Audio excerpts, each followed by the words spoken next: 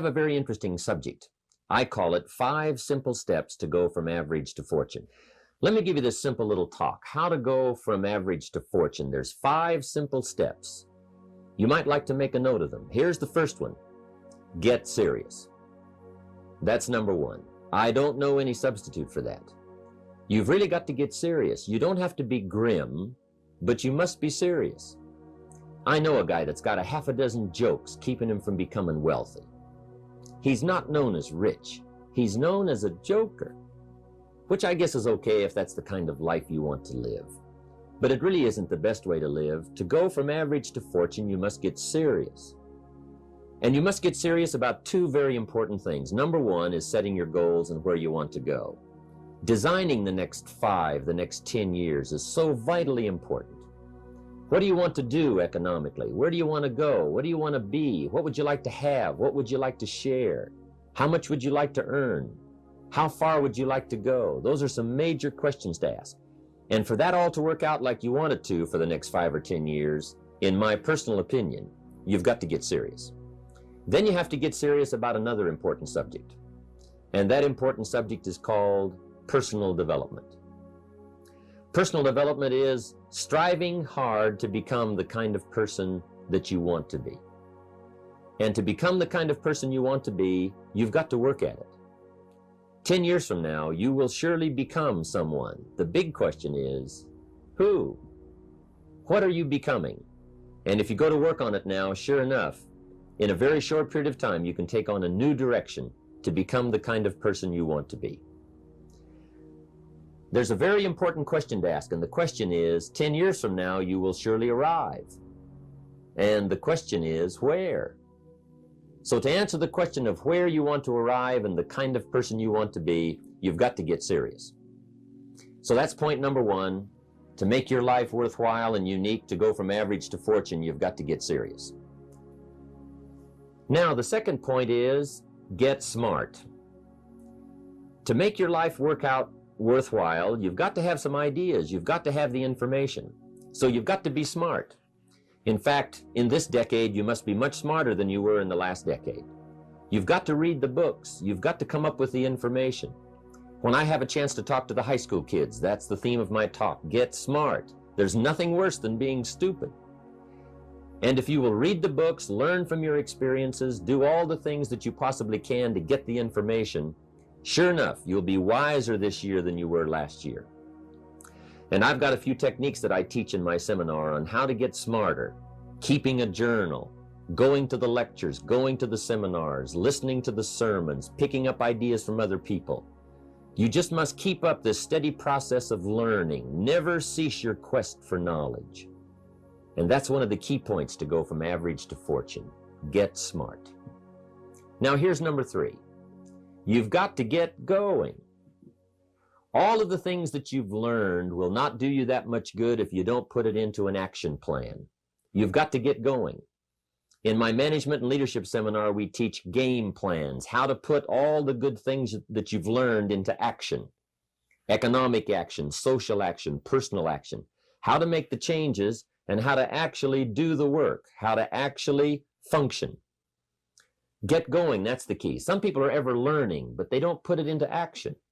They don't really take the action. It's like the man who keeps bringing materials to the building site and never builds anything.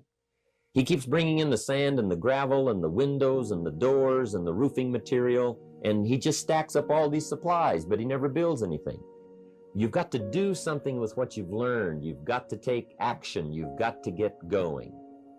So that's one of the most important things to learn, how to design your days, how to design your weeks, how to design the months so that you take the proper action to get the proper return that you're looking for, whether it's economic or personal. Get going. It's a major key. Now here's number 4. You must get excited. And not just the false enthusiasm of just pure positive thinking. You've got to get excited over some very basic things. One is, get excited over your ability to make yourself do the necessary things. Because discipline is major step 1 toward personal progress. And anytime a person wishes to, they can make major changes in their life, personally and socially and financially. It doesn't ever have to be the same after today. No telling what you could do today if you really wished to. The act of murder is a clear indication that a person in one drastic act can forever change the course of their life. It just happens to be in the negative direction. What I would ask you to do, starting today, is get excited about committing an act that's positive, an act that's constructive, to make the changes in your life that you want made, and to go the direction that you want to go. So that's number 4, get excited. Get excited about your potential. Human capacity is usually never the problem. Little children can learn several languages. We can learn to do the most incredible things. All we need to do is take the time to do it. So it's not a matter of capacity. It's a matter of judgment. It's a matter of excitement. It's a matter of will. And it's a matter of wanting to bad enough. So it's pretty exciting to know that any day you wish, you can change your life. Any day you pick out, you can make major changes. It doesn't ever have to be the same again. And that's exciting. Knowing that intellectually and personally, you can actually do the things that will make major changes in your life. That's number 4. Here's number 5. Number 5 is get away. I have found, especially in the last 15, 20 years, that there's an important thing called life balance. You've got to learn to get away. You must learn to get away and be alone. Learn to get away and reflect. Learn to get away and learn how to live as well as how to earn. How sad it would be to learn how to earn well, but not learn how to live well. You must balance your life. We teach something, especially in my staff, I teach something called lifestyle. Lifestyle is how you learn to live your life. Some people have money, but they don't even know how to spend it. They have time, but they don't know how to spend it. Some people are successful, but they don't know how to spend their success. They don't know what to do with it. They don't get joy from it. Rather, they get animosity. A father takes $5, crushes it, and throws it at his son and says, if you need it that bad, take it. Now, it's the same $5, but instead of dispensing it with joy, he dispenses it with animosity. That's the difference in not knowing how to live. It's called lifestyle. Then you've got to take time to cultivate good friends. You've got to take time to be with your family. You've got to take time to be with the people who are important to you, designing your life in those respects. Get away. Take the time. Reflect on your life. Recharge your batteries. Do some growing away from your enterprise. Then when you come back to your enterprise, after you have taken this time to balance your life, you will find that on the job, working on your enterprise, things will really go much better. So those are the 5 simple steps to go from average to fortune. Get serious, get smart, get going, get excited, and get away. There's usually about a half dozen things that makes 80% of the difference. There's usually about a half dozen things that makes 80% of the difference. Great formula. Now, it's not exactly half dozen, it's not exactly 80%, but you get my concept here. Here's another way to put it. Keep looking for the few things that makes the most difference. For your good health, there's not 1,000 things you have to do. Not 1,000 things every day. I'm telling you about a half a dozen good health practices, and you'll take care of most of your health challenges. Okay? If you're going to set up an office, there's not a checklist of 500 things you need to look at every day. I'm telling you, there's about a half a dozen. A few things will take care of most of it. Now here's the challenge. Once you've found the few things that takes care of the most of the challenge, now spend most of your time on those few things. This we simply call time management. In the 2-day leadership weekend, one of my major subjects is time management. Here's what I call it. The best kept secret of the rich is what? Time management. What an incredible discovery I made one day when I found out that rich people have about 24 hours a day. right? And poor people have about what? 24 hours a day. Wouldn't that drive you mad till you found out what the difference was? How could you sleep nights till you found out what the difference was? Both have equal time, but an incredible difference in outcome. What makes the difference? Same time, but a totally different outcome.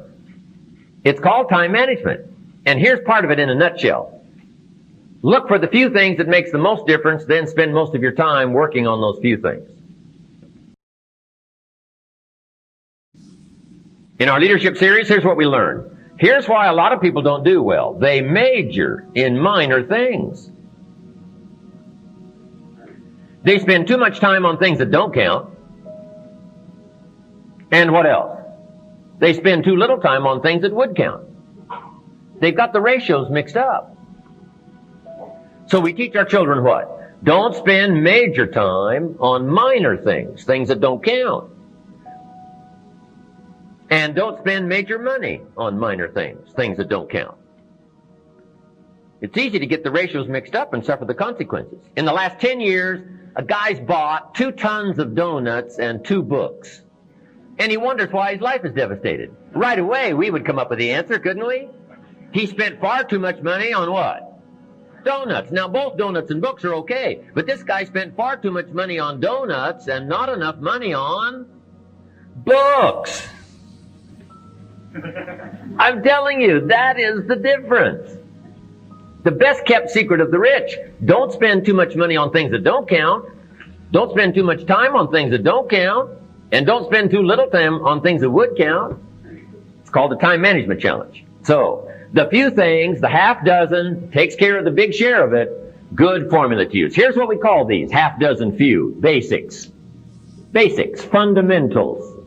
If you're going to play basketball, right? You're going to be a pro someday. Hey, you got to master the fundamentals. Not 1,000 things. A few things you get very good at. Then you add your own flair and your own personality. But hey, if you want to do something extremely well and get well paid, you master the fundamentals and master the basics. Now, here's what's exciting about the fundamentals of life. Just jot that down. The fundamentals of life. Here's what's exciting about the fundamentals of life. Number one, there's just a few. There's not 1,000. There's just a few fundamentals of life and living well, success. Just a few fundamentals. Here's what else is exciting. Once you know them, you know them. Once you got it, you got it. Okay. And here's what else is exciting. There's no new ones.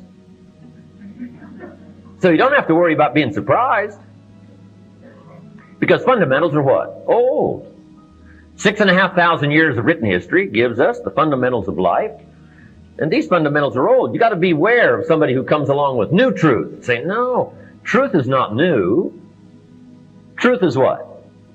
Old. Old. Now, there might be a new way of looking at it, maybe a new way to apply it to the 20th century. But just because you've discovered it, it isn't called new truth. So truth is old. Beware if somebody says we've got a new fundamental. Say, no, that sentence doesn't even make sense. So be a little suspicious. Wouldn't you be suspicious of a guy who said we're manufacturing antiques, right? You got to come and see our plant work. You say, no. No, you can't manufacture antiques. Antiques are what? Oh.